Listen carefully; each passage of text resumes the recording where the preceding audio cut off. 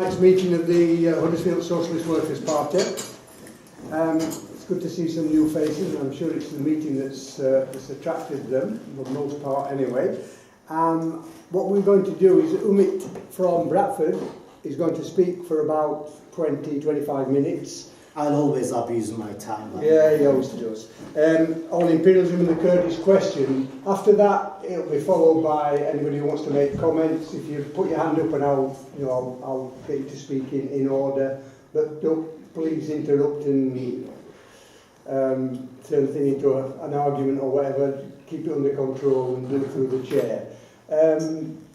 And after that, we'll be discussing various topics of action that we want to be involved in over the next week or few weeks, mainly relating to the election, but other things as well. Obviously, there are strikes going on, which of course we see is really important.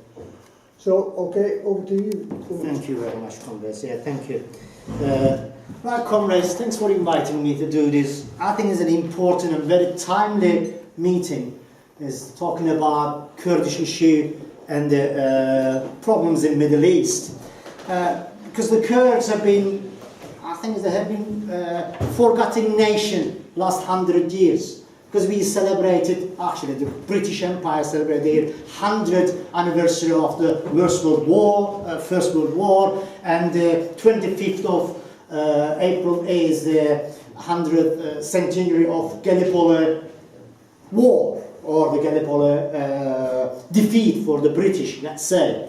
And also another important thing is 24th of April, the beginning of the Armenian genocide under the Turkish Ottoman Empire, which Turkish Empire is trying to avoid as they did for what they've done to Kurds. But why Kurdish question is important right now? Why suddenly Western powers remembered Kurds, the nation which has without a national land, and suddenly everybody started talking about Rojava, which is the Western Kurdistan, and talking about a line of Kobane, which is the Kurds have been fighting against ISIS, and suddenly Kurds became very important for the West. We need to ask that question.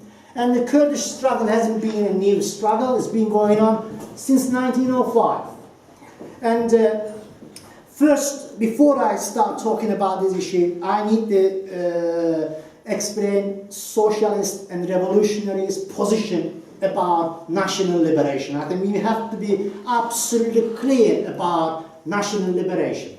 Socialists, we come from the Bolshevik, we follow the Bolshevik tradition, Lenin, Marxist-Leninist tradition. We support every and any genuine national liberation movement.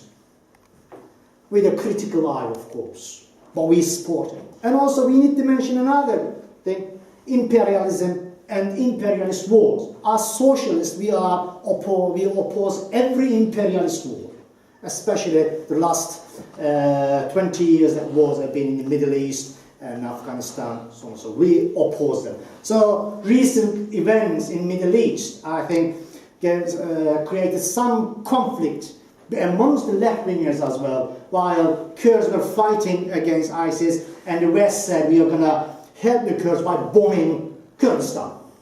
So we need, that is the debate. I think we can have discussion afterwards whether it is an exceptional situation people may like to support, or we have to say no, we are not going to support that war. I mean, our positions, we are against any kind of imperialist intervention in the Middle East. So what I thought I'll have 3 sections for this talk, because it is a very complicated issue. Most people, possibly, when you talk about Kurdistan, where is Kurdistan? We know some people, but there are some different kind of ethnic groups, I think, not a nation. And I need to give you the brief background in order to understand the roots of question today. Where was Kurdistan? Where is Kurdistan? And the historical background. Second section is, well, I thought I'll talk a little bit about current issue, about Kobane, Rojava Revolution, imperialism in Middle East, and Arab Spring. The link all of them together. And also, we need to talk a little bit about North Kurdistan, which is occupied by Turkish and Turkish government.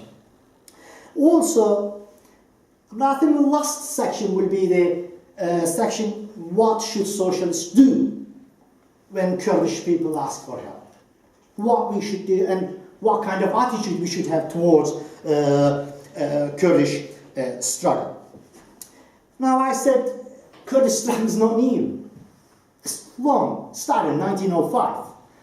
Kurds have been a native group in Middle East between what we call Mesopotamia, between Tigris and the Euphrates river, as a cradle of civilization. Every time everybody look at their watch, they actually refer to the area, because 360 degrees and just everything, all the mathematical ideas came from the Mesopotamia, right? And the first uprising is 1905. I say is there is the Kurds today's Iraq, what we call the former. Then later on we have, of course, other issues about the rebellions here, or the fighters, Kurdish freedom fighters, PKK, which is the Kurdish Workers' Party established in Turkey, and the last fought again, you can see mainly women, is from Rojava, fighting against ISIS and fighting for their own freedom. And recently you may have noticed some people from Europe went to Kurdistan, and this guy from Australia were killed, these guys from Barnsley. Right? He just killed recently. His funeral took place a few years ago. This girl is from Germany. She went there under another Turkish, let's say, the Stalinist group, and she was killed there recently. I think we need to talk about is why do people go over there to fight against ISIS? Each one of them with a different reason, actually. I've been reading about them, the different reasons. They have all different reasons. Two of them are ex-military. Now, where has Western powers been all these years? On these photos, some socialists, of course, will know. This is Halep, where 5,000 Kurds were murdered by chemical alley in one night. Where was all the Western powers? They wanted to save Kurds like they are trying to save one after another. This is neither Iraq, nor Syria, nor Turkey. It is from Iran. In Iran, last 2 weeks, actually, 14 Kurdish activists were hanged publicly. How many of you heard, how many people thought it was a show on the TV? We don't. And this is Roboski, which is exactly 540 days ago, Turkish fighters killed 36 smugglers between Iraq and Turkey, because they had nothing other than smuggling and getting some oil from Iraqi Kurdistan, to bring it to Turkish Kurdistan and sell it. And some of them were 12, 13 years old. 3 families, and no one has been charged for this murder. And so-called there is a peace in Turkey. And of course we have Kobane recently. That is only some photos. I think it is important to see this, to remember where was our great Western friends when these things were happening. I mean, let's see, Kurdistan has been there 2,500, 3,000 years. Most of you will remember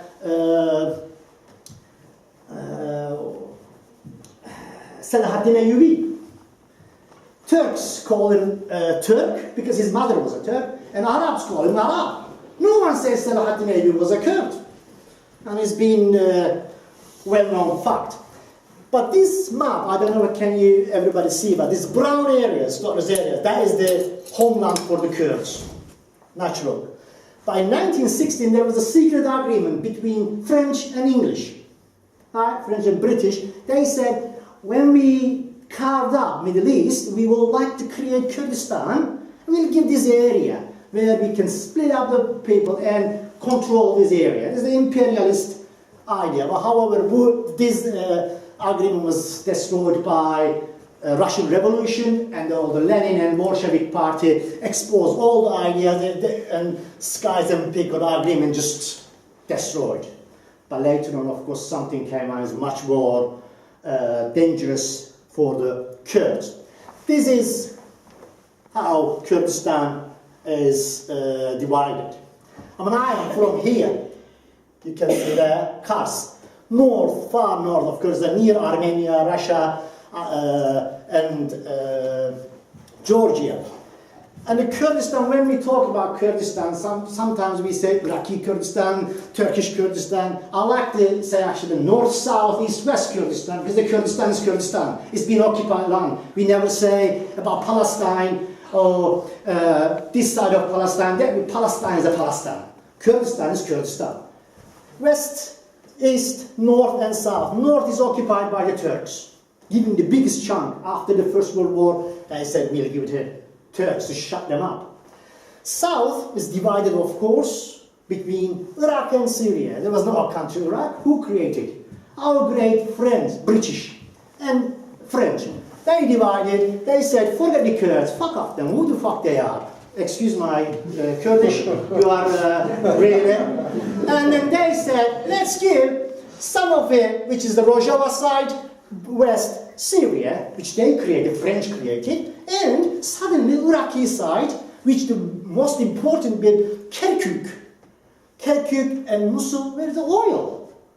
And English said, no, we like to have this place. And the first country in the world who bombed Kurds and they tried to ethnic cleansing, there was British Empire. Winston Churchill ordered RAF to bomb and get rid of all the Kurds. Suddenly, Kurds have disappeared. And of course, Iran, no one talks about Iran in Kurdistan. Do you really think that he just did it because of the... I'll get back to that one in a minute. Yes. This is... Churchill bombed people because of the Kurds. No, oil. Oil. Of course he did, Frank. Yes. You just said he did it because of the Kurds, though. No. It's oil. In Irani Kurdistan, no one talks about Irani Kurdistan. So we have four countries. Four countries here, divided Kurdistan. And Kurds are not called Kurds in many places. Turks call Kurds mountain Turks until recently, because they come from mountain. Turks are the greatest race. Iraqis and Syrians call them Arabs from Yemen, right? And Iranians, they are our ethnic alter ego because we speak the same, similar language, you know. Kurdish is actually Farsi, so don't think this is our part. And in Turkey, I was brought up in Turkey. I can't speak Kurdish properly because we couldn't speak. I was brought on the western side of the Kurdish. Even if you say I am a Kurd, your head should have been smashed, right? And every day we went to school, we said, I am a Turk, I am Turkish, I am honest, I am diligent, and reciting our pledge to uphold the Turkish Republic and the principles of Kemal Atatürk. Every bleeding morning, you go to school, and militaristic way, you shout this. That is it. What about if you are Armenian?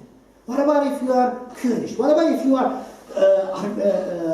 last, what we call them, the Greeks? Doesn't really matter. Everybody became Turk after First World War and the creation of Turkish Republic. I'm not going to talk about this, but I'm going to show you how many uprisings, how many rebellions were against oppressors of the Kurds. We start in 1905, 6, 7, 8, 9, 13, 14, 19, it goes on in 1907, 20, 21, 23, 24, 25, goes on 26, I'll come back to 1943, then goes to 1984, which is I think is the important one, is from my perspective, because it started in North Kurdistan in Turkey, Partiya Kargan, the Kurdistan Workers' Party, and you go on to Iraqi side, South Kurdistan twice, and there were 49 uprisings, 49 rebellions in the Middle East. No Westerners were heard of it. Thousands of them murdered. In Turkey, in Dersim, where there one area is that 40,000 Kurds were murdered in 1933 in one night. And the Turks didn't accept it until recently. They were slaughtered. And if anyone who didn't want to be who were captured alive, they were giving us a servant to Turkish army officials, and they were brought up as a Turk. And then last we have 2012 Rojava. I mean, we can talk about this all day, actually, what happens. Now, this is the background, comrades. So we can have a long discussion on background, but I want to jump into quickly to Rojava question. I mean, Kurds, I must say, being a Kurd doesn't mean I always agree with the other Kurdish groups. What happened in Rojava, when Arab Spring started, Kurds were they were reserved about Arab Spring, because when you heard from all different groups, you don't act very quickly. You don't say, shall we support, shall we not support? They were thinking what to do. And let's say that until recently, Kurdish groups in Syria, they were in favor of regime. And Rojava, where the fight is taking place, or took place, was an important place for the PKK. Because Abdullah Öcalan, who was the leader of PKK, was there a few years ago, about 20 years ago, and Syria gave place for the Kurdish fighters, Kurdish freedom fighters from Turkey, from Kurdish guerrillas, to organize themselves. And those days, between 1980s, late 1990s, relationship between Syria and Turkey was very bad. But suddenly things changed, and relationship between Syria and Turkey became really well. Due to social and economic factors in Syria, Syria needed some help and trade and so on and so forth. Then Syrian government changed their position about Kurdish guerrillas, and Abdullah Öcalan was another meeting you need about that issue. He had to flee from Aleppo to Kenya to Greece, and by the help of Mossad and CIA, he was captured and he's been in prison last 19 years. And he was called a baby killer terrorist, but now the state is calling him Mr. Öcalan, because he is actually running the whole Kurdish movement in Turkish side, in northern Kurdistan. It's a big movement in Turkey. And this is a national Turkish day, 29th of October 2013. But when you look at these people, they are not Turkish at all. This is the border between Turkey and western Kurdistan, Rojava, and you can see they are Peshmergas. Peshmergas and their American jeeps going through from Turkey to Rojava to help the Rojava Kurds in Rojava fight against ISIS. And this is a special day for the Turks. It created a huge problem for the Turkish government and Turkish nationalism. Because on the day of the Turkish Day, Kurdish group from which Turkey never recognized them, they moved from Iraqi Kurdistan, they traveled to one side, other side of Kurdistan, and crossing border, which means that de facto no border. Basically, Turkey recognized people in Turkey and the other side of Turkey, they are both same, they are all Kurdish. It is important. However, what we say is that did the Peshmergas have been Rojava? There's different debates there. Some comrades in Rojava, I know, I've been in touch with them. They said that they didn't really have, they went to different place. But for me, the most important thing is Kurds start connecting each other. Instead of separating themselves, they are getting together. And Turkey is really recognizing all of the three different countries, the people living there, they are one and all. This is, I think, really important. But I like to remind you something now, is that going into a little bit theory bit. What did Kurds suffer from? I mean, this is Lenin talks on imperialism in 1905. The colonial and financial enslavement of the vast majority of the world's population by an insignificant minority of the richest and advanced capitalist countries. And there's not much different now, isn't it? We've got 99% on one end, not even 99.1% on one side, and there's 0.01% on one end. Exactly the same. And Kurds suffered really bad on this. And I think the problem is Western left didn't recognize this either, and Eastern left didn't recognize either. Duty is another debate, actually. The Stalinist policies of Communist Party in the majority of countries, they didn't want to rock the boat in Iraq and Syria to Ba'athist parties' control. So they didn't want to support Kurdish liberation, because they thought every time Kurds had uprising, it was called imperialist game in the Middle East. So they didn't give, the Westerners didn't give any chance to Kurds to organize themselves. Such a way.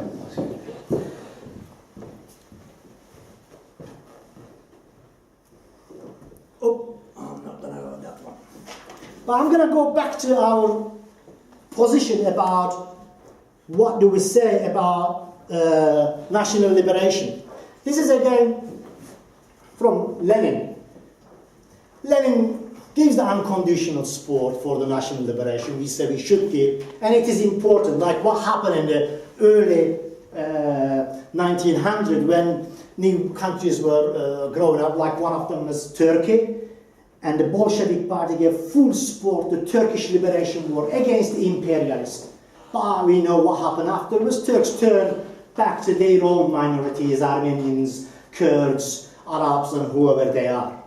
But when we say we support national liberation, it doesn't mean we give the red coloring on national liberation.